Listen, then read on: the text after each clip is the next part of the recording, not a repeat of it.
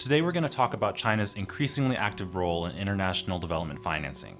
Through its multi-billion-dollar Belt and Road Initiative, a massive, ever-expanding global infrastructure investment project launched in 2013, China has been injecting vast amounts of cash and resources into countries across the globe, from Malaysia to Pakistan, Djibouti, and Italy. Skeptics accuse China of lending poor countries too much money and trapping them in debt, like a global payday lender, so that China can take over land in those countries when the deals fail. Proponents, on the other hand, say that China's overseas lending is a natural extension of its newfound economic might, no different from how the US and European nations have engaged in international infrastructure lending in past decades. So let's dive deeper to truly understand what's going on and what the experts say. Dozens of countries have taken out massive loans from Chinese banks for infrastructure projects.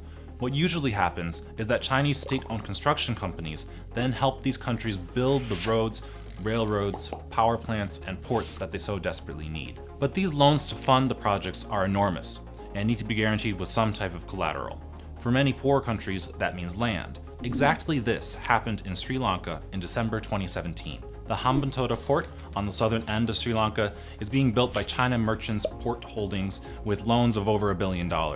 But Sri Lanka has not been able to service the loans, so it chose to balance its accounts by leasing the Hambantota port to China for 99 years, effectively ceding sovereignty over a piece of the country's territory. Debt trap diplomacy is what political commentators in India immediately dubbed this, and US politicians piled on. Vice President Mike Pence and even Mark Green, the administrator of the US Agency for International Development, have also speculated, without providing evidence, that Hambantota port could become a base for the Chinese Navy. But was Sri Lanka exploited by China?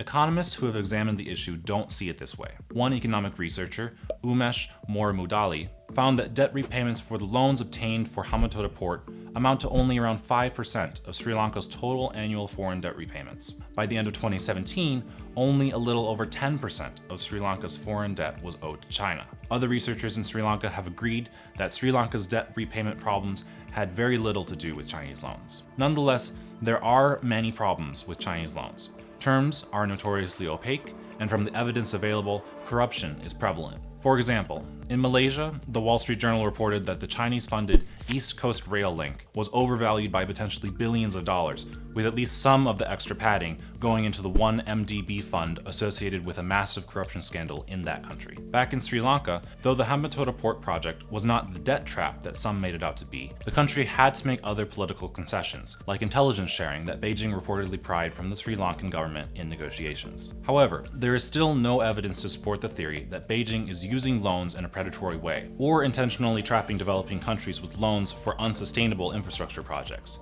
In fact, rather than pouncing on developing countries when the money comes due on loans, China has actually renegotiated or canceled debt in nearly 100 cases since the year 2000.